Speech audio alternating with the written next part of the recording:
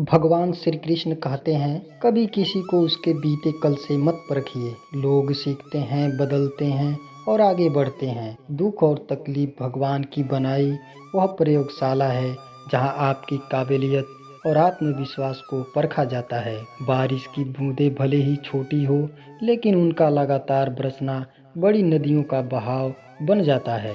ऐसे ही हमारे छोटे छोटे प्रयास निश्चित ही जीवन में बड़ा परिवर्तन लाने में सक्षम रहते हैं। इसलिए प्रयास छोटा ही सही, किंतु लगातार होना चाहिए। हर दिन की थोड़ी थोड़ी चिंता जीवन के कुछ साल कम कर देती है। अगर आपके साथ कुछ गलत हो रहा है तो उसको ठीक करो, लेकिन चिंता मत करो।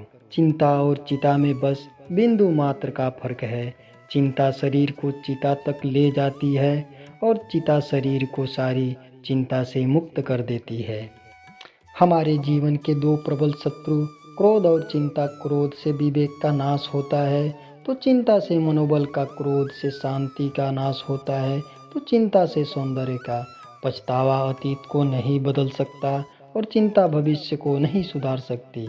इसलिए वर्तमान का आनंद लेना ही जिंदगी का सच्चा सुख है। तो आज की कहानी उन लोगों को ज़रूर सुनना चाहिए जो लोग हर वक्त किसी न किसी तरह के चिंता में डूबे रहते हैं और अपनी कीमती समय को बर्बाद करते हैं। पुराने समय की बात है। कौशल देश में एक भृगु नाम का राजा राज्य करता था। उसके समय में राज्य बहुत ही खुशहाल था। धन संपदा की उसके राज्य में कोई कमी नहीं थी। राजा और प्रजा दोनों ही खुशी खुशी अपना जीवन यापन कर रहे थे। एक वर्ष उस राज्य में भयंकर अकाल पड़ा। पानी की कमी से फसलें सूख गई। चारों तरफ त्राही त्राही मच गया। ऐसी स्थिति में किसान राजा को कर नहीं दे पा रहे थे। लगान ना मिलने के कारण राज्य के राजकोष में भारी कमी आ गई और राजकोष खाली होने लगा। यह देख राजा चिंता में पड़ गया। हर समय वह सोचता रहा कि राज्य का खर्च कैसे चलेगा। अकाल का समय निकल गया। स्थिति फिर से पहले की तरह सामान्य हो गई, किंतु राजा के मन में ये चिंता घर कर गई। हर समय उसके दिमाग में यही घूमता रहता कि राज्य में पुनः अकाल पड़ गया तो क्या होगा। इसके अतिरिक्त भी अन्य चिंताएं उसे घेरने लगी। पड़ोसी राज्य कब आक्रमण कर दे, मंत्रियों का षड्यंत्र जैसी कई चिंताओं ने उसकी भूख प्यास और रातों की नींद छीन ली। वह अपनी इस हाल से बहुत परेशान था, किंतु जब भी वह राजमहल के माली को देखता तो आश्चर्य में पड़ जाता। दिन भर मेहनत करने के बाद वह शाम को रूखी सूखी रोटी बनाकर खाता और पेड़ के नीचे बड़े मज़े से सोता। कई बार राजा भृगु उससे जलन होने लगी थी। एक दिन राजा के दरबार में एक तेजस्वी साधु महाराज पधारे। राजा भृगु ने अपनी समस्या साधु महात्मा को बताई और उसे दूर करने का सुझाव मांगा। साधु राजा की समस्या अच्छी तरह समझ गए थे। वह बोले, राजन, तुम्हारी चिंता की जड़ राजपाट है। अपना राजपाट पुत्र को देकर चिंता मुक्त हो जाओ।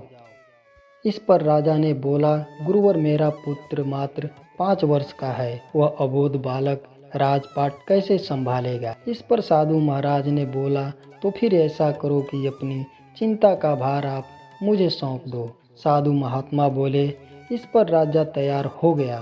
उसने अपना राजपाट साधु महाराज को सौंप दिया। इसके बाद साधु ने पूछा, अब तुम क्या करोगे। राजा बोला, सोचता हूँ कि अब कोई काम काज या व्यवसाय कर लूँ। साधु बाबा बोले, लेकिन उसके लिए धन की व्यवस्था कैसे करोगे।